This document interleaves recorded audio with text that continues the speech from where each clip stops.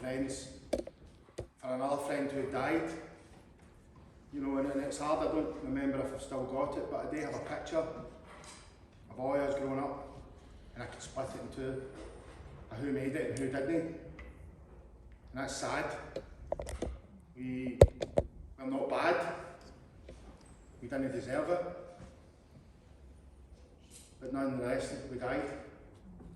And some of us carry on. And that's the reason why I fight. There's no point in me talking about the bill without talking about me. My name's Stephen, I'm an addict. And I'm in long-term recovery. And I fought hard for that. Because the system didn't help me. And I can honestly say that. The place I come from, Greenock, there's still people down there that the system refuses to help. There's still workers down there that will tell people rehab doesn't work. We don't do rehab here. Quote unquote, by the way. I was not thick. I wasn't stupid. I done well at school. I got an apprenticeship. I started injecting drugs at 17. I lost my apprenticeship. I slept in a tent for 6 months. I've been homeless. When I got into recovery and I started working in the homeless sector, I was asked to write down my previous 5 addresses. I think it may have been for my PVG, I'm not sure. I had 15 previous addresses in 5 years. I was in and out of hospitals. I've overdosed 3 times, 2 of them quite severe. One of them in particular, I was pretty much on gone. And one of my parents found me because I'd left the light on. I am not an opponent of naloxone. I'm a fan of naloxone. I breathe today because of naloxone. But I stand here today because of recovery. Because people put their hand up to me.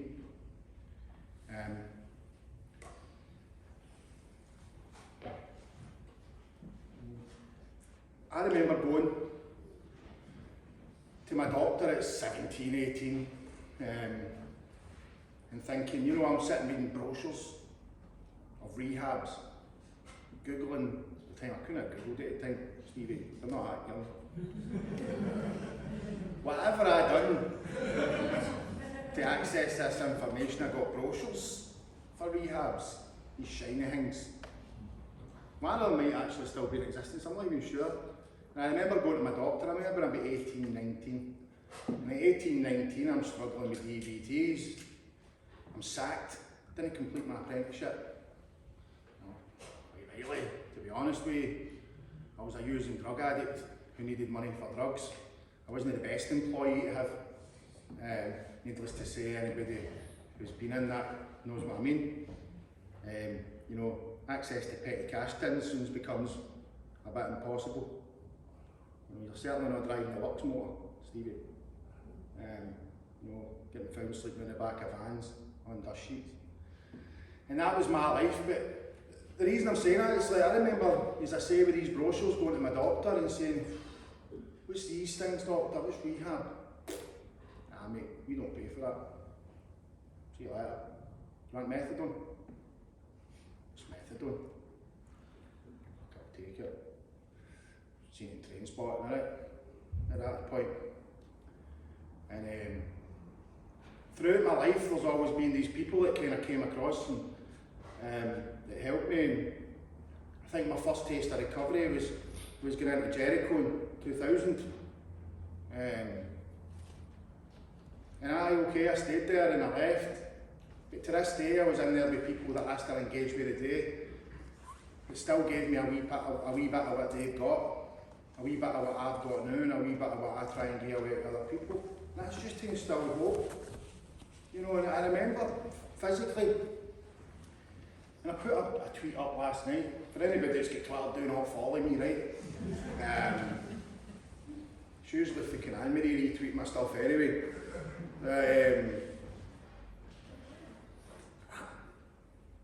I was looking at a pharmacist posting, it was the society that was posting stuff last night. And I tweeted on it and I'm going, My pharmacist paid a big part of my life to get off methadone. My pharmacist, who will be nameless, acted against the law. My doctor refused to reduce my methadone and refused to take me acrothiopine to go to rehab. He told me, quote unquote, this is my addiction worker who's now the senior addiction worker, you will never get off that, Stephen. That fucking broke my heart. I was a young boy, and here. I never grew up, really, at that point, because I used drugs to soothe something that drugs will never soothe. And he told me at that point, you know, he took the hope away from me. I walked out that door, and that was the very first time, even being an addict, that I put my foot down. You're not doing that to me. Nobody's doing that to me. You're not taking the very thing as a human being you're entitled to have. And that is hope. That if you're struggling with anything today, that you are sitting there right now and the knowledge that tomorrow can be better than today. That's all it is. That's all hope is. And they took it away from me. Me being me, I'm quite good at talking to people, quite persuasive. I was very persuasive when I used drugs. You would have given me a loan at a tenner. You would not have got that back. You might have given me an R-tenner on the basis that you'll get 20 back, and I get bumped. Because I was a using drug addict, and listen, I don't use that. I might be, you know what it is, it's like, because that was me and I laugh at it now, but that's the reality. I was somebody who had to get money to go and buy drugs, charging up courses, potentially getting robbed, you know, all these things, because the system just kept turning me away. Anyway, I went to Brian, the chemist, told him about it. He says, Stevie, I've got to give you what's on that script. He says, but it doesn't tell me how I give you on that script. He says, so if you're on 90 mil, which I was on, he says, I'll leave 80 in one cup and 10 in the other. I'm away. Do what you want with it. I'm standing at a sink, 80 mil, 70 mil, 60 mil, 30 mil, 50, sorry, forgot to count. I can count. Anyway, I went to a rehab and I rattled a cold turkey there for 40 mil of meth during Teen Challenge in Duns, and I was going to have my nut. These rehabs, completely underfunded. They cannot afford staff to put you through a detox. They cannot afford, Jericho used to be able to take your own detox and used to keep it in a box and in the morning you took it out, but that all got took away. Can't remember the legalities around about why that got took away, but it was certainly looking at affordability. Employing staff that give you a detox is very expensive to rehabs. Very expensive to rehabs. It's probably one of the biggest staffing costs that we've got. You know, so I went down and rattled and it was a cold turkey in a half minute. I thought the postman was trying to kill me. And I didn't sleep for 23 days. You know, and that's horrific. And I got back to Greenock and I relapsed. And the rehab said they would take me back in 4 weeks' time. And I went to my doctor and said, give me Subutex. Take 30 mil of meth or leave it. That doctor will still remember what I said to her that day. She'll remember that, because I didn't miss her. And I also didn't take that methadone, because I was not going back on that. That being tied, I started doing joinery again, and I remember being tied to the chemist. I started work at 8 o'clock in the morning and finished at 6. Chemist opened at 9, shut at 5. I had to get my mum to pick my meth up. You know, all these things. And do you know what? I'm 11 years clean and that's still the way people are getting treated today. People are still getting turned away. People are still getting offered things that they don't want. You know, people's options are getting took away from them. Anybody that's not off Glasgow sitting here right now might have asked their care manager, drug worker for rehab. I know for a fact if you come from certain areas in Scotland you've been told no, that's it. No reason, no nothing. How much did that cost the system? How much did that cost the system at the point that I was seeking help? I work for an organisation, I can't say their name, but I can tell anybody after us, if we go onto our website, you can look up the cost of eviction in Scotland. And the cost of eviction for a single person in Scotland, based on 293 average days that you'll be homeless, is £18,000 if you've got no complex needs. Up to £54,000 per person if you've got complex needs. I had 15 previous arrests. I was an addict from the age of 16, right up till I was 30. How much did that cost the system? And how much money would that save? So see, when people turn around and tell me that my bill is going to be expensive, they're not looking at the wider picture. They're not looking at homelessness, they're not looking at mental health. You know, they're not looking at these things that really matter. And it really mattered to people. 15 previous addresses was never going to give me the opportunity to recover. Ever. Guy before, you need a base, you need somewhere, you need a community. I didn't get that, man. I got a tent. Yeah, I know what your legal rights are now. You come to me now and you tell me you are homeless, I'll tell you what your rights are. Not only that, I'll take you by the hand and I'll kick in the door and get you your rights, because that's my job. You know what I mean? I can't explain that any different. Housing Scotland Act 1987, sections 28, 24 really on, 28 and 29, you have the right if you're homeless to make a homeless application, full stop. If you are homeless and you've got no accommodation, you are entitled to temporary accommodation, full stop. No questions asked, there's no grey area, that's it. You're a drug addict and you go and ask for help, you can be told no. You can be told what you're going to take. You can be told you're getting methadone, full stop, take it or leave it. What are you going to do about it? Anybody know? I can tell you, nothing. You're going to do nothing.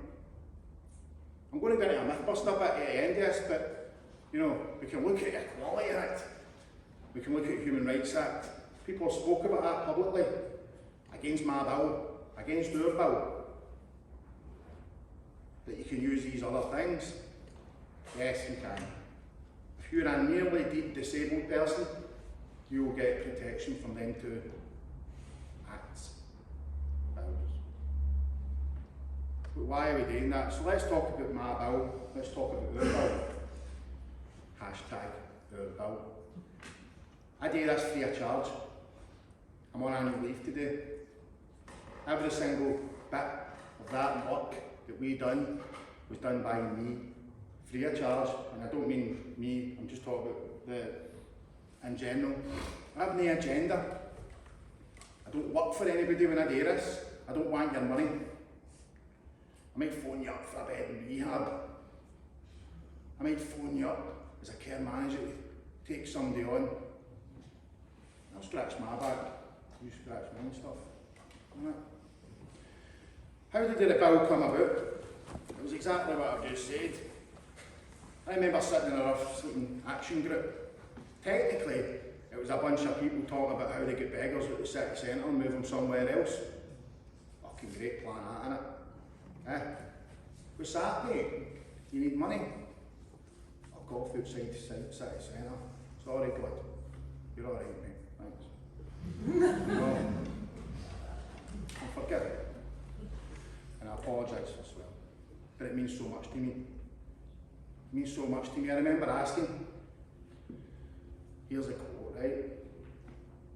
We'll never get any beggars away for that site because you can't just get them accommodation because none of them will leave their pitch because it earns them money to buy drugs. What's the solution? Sitting there with a CEO of an organisation that can provide beds to stabilisation and crisis centres. Give them a bed. I can offer them temporary accommodation because that's what the law says they're entitled to. Why don't you offer them a bed in your rehab? Sitting there getting drugs. That's not how it works, Stevie. How? Why does it not work like that? What's the... I just can't get my head around that. As an individual who practically sits and thinks, and probably is on a spectrum, by the way, it's like, how does it not work like that?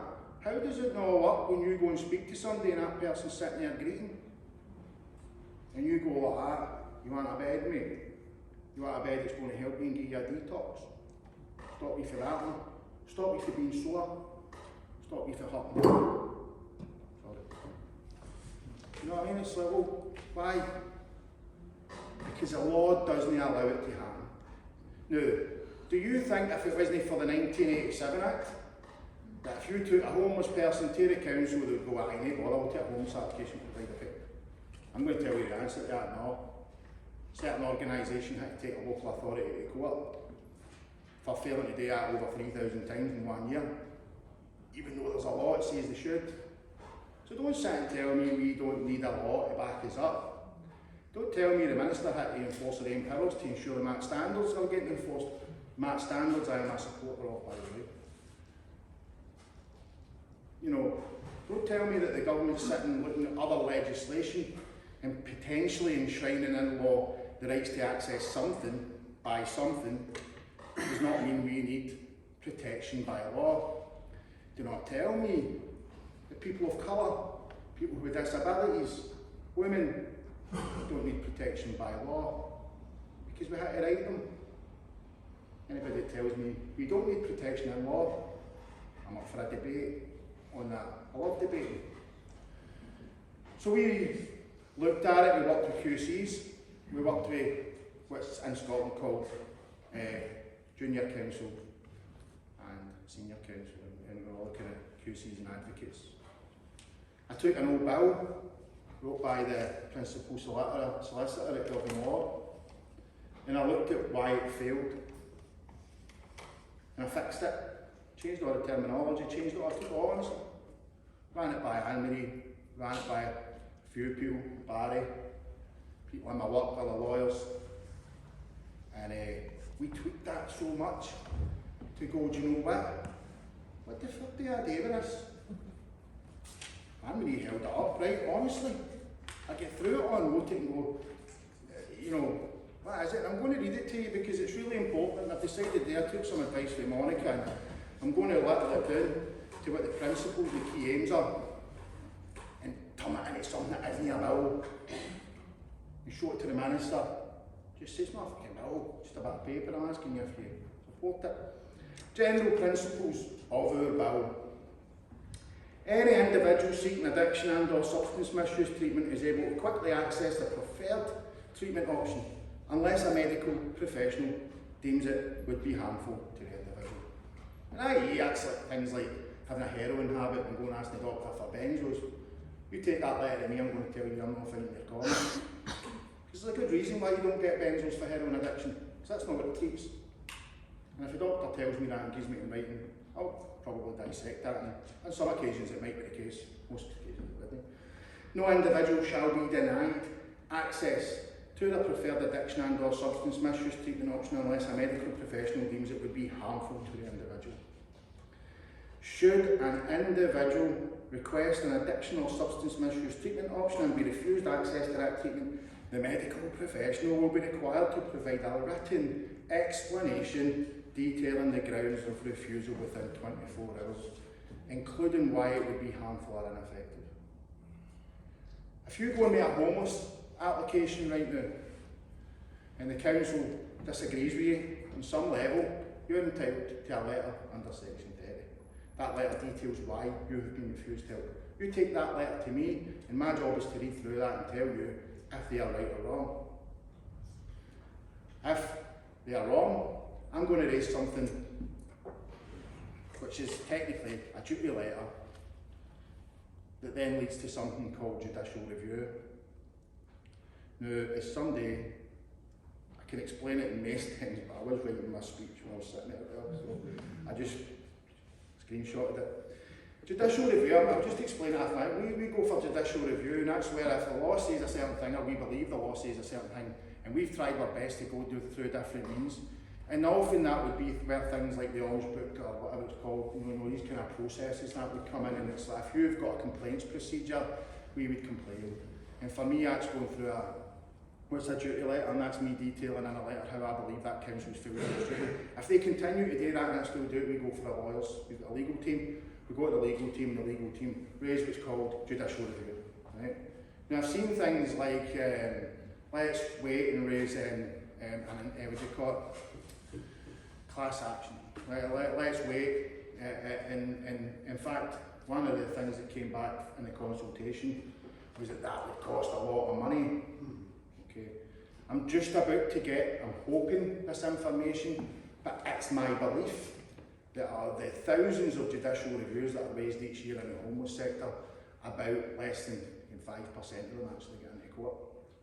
Because they're settled before that, because the councils will turn in and go, their legal team turns in and goes, actually this is really right. Give them what they need, reassess that, a declarator. You know, it's like go back and reassess that because you're wrong if that law says that that person's entitled to ask. And I'm not saying that somebody can go, I want rehab, and you go, get a taxi. Another myth raised by the way the sector. You're just writing that because you want people to get rehab and they'll just jump in when they've got no money and then jump back out when it's payday. And what? Right, let's be clear on this. This is about creating a care plan that's a legal document. This is about working with somebody. This is about giving people everything they need. You come to me and I'm on 120 mil and you go, Stevie, I'm going to get you rehab in 3 months' time, but let's start getting you doing a bit. Let's start getting you into the community, which was spoken about. Let's start getting you into things that you're going to be surrounded by people that are going to give you love, that are going to instill hope in you again. That's what it is. I walk about and I talk to people. I talked to a wee guy the other day, he came up to the club that I volunteer in. His mammy sent him. I was doing my boxing and I get called in. Steve, you want to talk to this boy? I'm sitting talking to him. He's sitting looking at me and I'm going, just stop, man, like, you are lost. You are completely lost. He did not know what he wanted. He did not know who he was. He did not know who was loving him.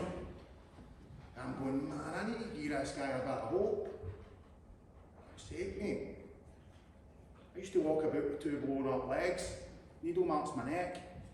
I used to get DLA because the vein collapsed in my neck and gave me a balance issue because I was injecting my 2mm needle in another in my neck. That's how bad I was. When I got into recovery, I was 9 stone. By the grace of God, I'm fucking 18 stone 11 now. So you don't treat food addiction. I'm here by the grace of God. And it's like, I went way off track by the way. So I hope I'm following it. But there's a lot of stuff that get talked about because working in the homeless sector, there was somebody, a guy who was up before, was talking about, we've got huge issues with people going to rehab and getting put in a hostel. We've got huge issues with people getting out of prison, having to go and re-establish their script themselves and having to go to the council to get accommodation because there's nothing been told. And then we wonder why people are going to hostels and why people are dying. And you know what I've read? It's rehab's fault. People are getting abstinent, susceptible to overdose. So what do? Do we create a nurturing environment that they can then enter and make sure that doesn't happen? Or do we blame the rehabs? We'll take the easy route. Let's blame the rehabs for getting people clean. Let's not blame the system that put them into a hostel where you can buy a Tizalam, crack, smack, and as my man says, Frosty Jack. What are we expecting? This bill, when it was written, incorporated, and I can go and find it, it was taken out because it's a members' bill. A members' bill doesn't have the widest scope. The government bills can scope different sectors, children's, families, or these things. A members' bill can't. The plan should include services for the children and families of a person, ensuring that they're not threatened and protected when they're going into treatment to get their kids removed from them. It's in there.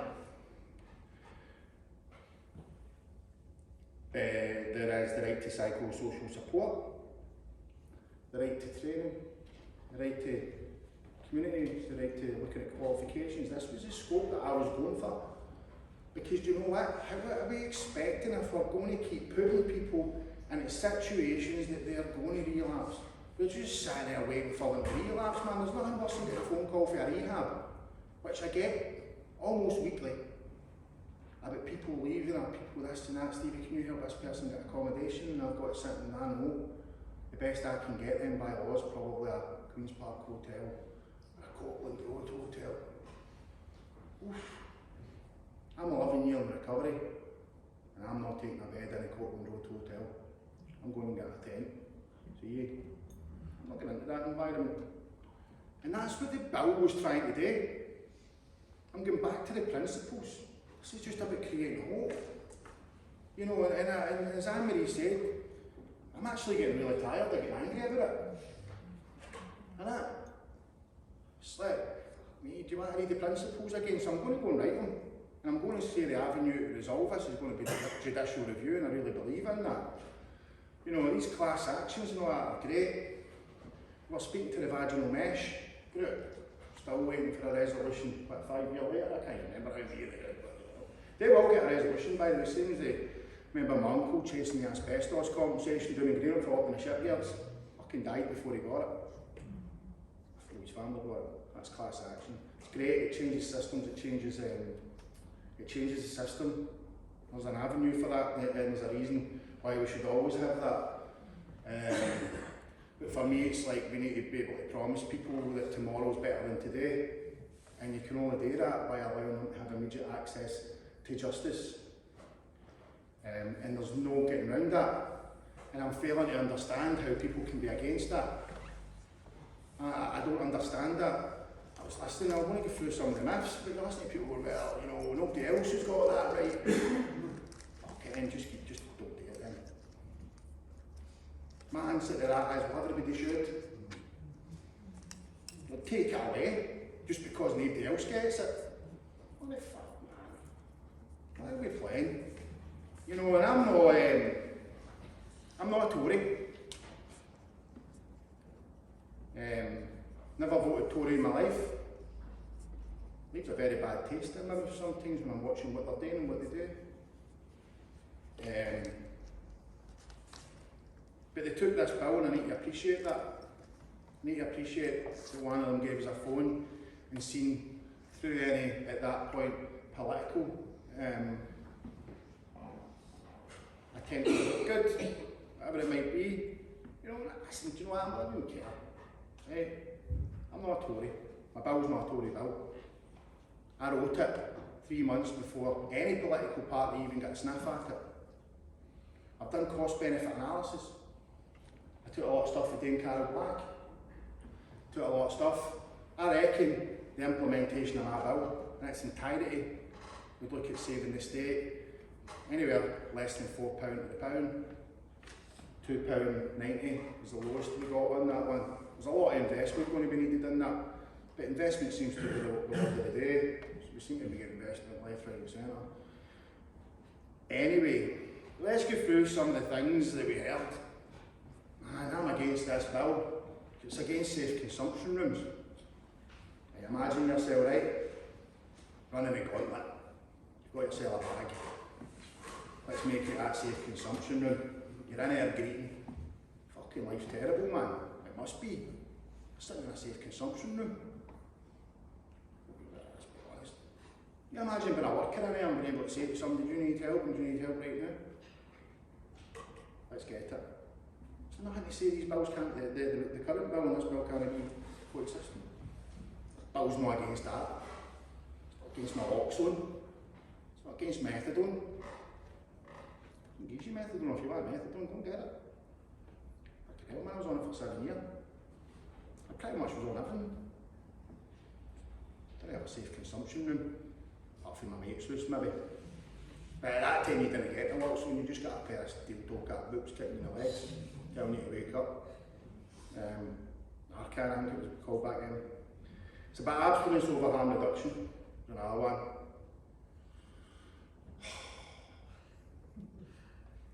I don't even know what to say, man, honestly. That's Turning Point, by the way, that said that. Turning Point got that on their website saying it's prioritising abstinence. Get that on my video. People say that, okay, and it's like it's not against abstinence, it's not for abstinence. Do you want to be abstinent? Do you want to work towards it? Which, by the way, 90% of addicts I engage with tell me that's what they want. You need to ask them. Why would you ask them when you're getting £2 million in the bank for your services? Now, disempower treatment is established opposition. So it's saying it's that established opposition between the person and the worker. Okay. Anybody ever work with children? In the children's sector? One of the most protected groups by law. What's the relationship between them and the worker like? It's very nurturing. It's good. People know where they stand. Nothing wrong with that. Let's go back to the homeless sector. The 1987 Act disempower people even further. Even further. And somebody who has nowhere to live, who might or might not have the right to accommodation, you're going to disempower them further? How? You're going to do? Take their clothes off them? Take the wallet, take the trainers? Because they've got nothing. Can't disempower people. Anyway, doesn't it? Gives you power. Once we've established lines and established where we stand and what your rights are and what your obligations are, everything becomes cooler. We'll talk to workers in the sector who are demented, trying to help people. There's these barriers. This is about you. This bill is yours. It's your bill. Proposed bill further consolidates people with an addiction who are not extended the rights afforded under the Equality Act to offer people significant help. This is us delving, man. We're actually working on this. The addicts' addiction is exempt under the Equality Act, is what we're saying. And this bill further empowers that. It doesn't, it gives you added protection. If you've got them rights under the Equality Act as a disabled person, it adds to that. And these are the things, the mass standards are what should be negotiated. An informed choice in the context of expert advice and support. That's going well. Minister just had to enforce her legal powers that she's got to make sure people in local authorities implement the MAT standards. I love the MAT standards, by the way, if implemented right. That you've got the almost instant access to medication that will help your addiction issue. It will not give you rehab. It will not give you anything like that. Its priority is to give you medically assisted treatment. Fine. Not an issue with that. It's not against it. It'd be like a code of guidance in the homelessness sector where this is the way people must work. And if you don't do that under the MAT standards you're enshrined in law by the Right to Recovery Bill, you can go and back that up here, man. That person never done gave me the meth within 24 hours that I'm entitled to.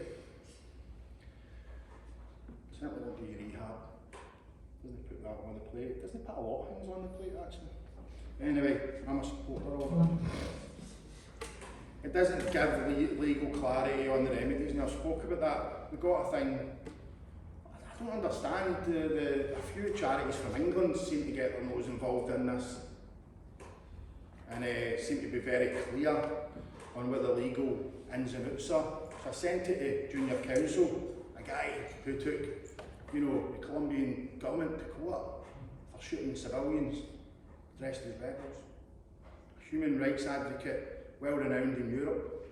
And I gave him it, and he gave me it back in a tweet and a message to send, to say please tell them not to go ahead and go against your bill because this is the answers that I've got, they can come and meet me if they want.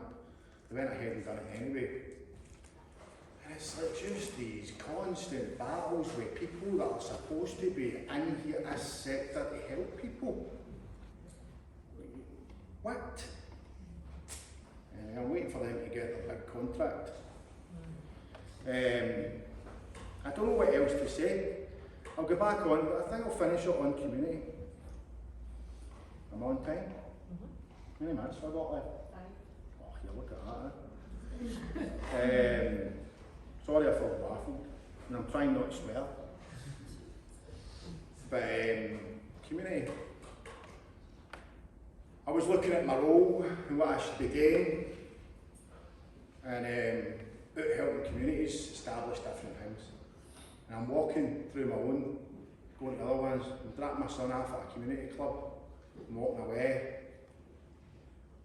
took the realisation that I'm living in, I was looking at the SIMD, Scottish Index of Multiple Deprivation. I'm going, oh man, I've moved to an area, it's number 2.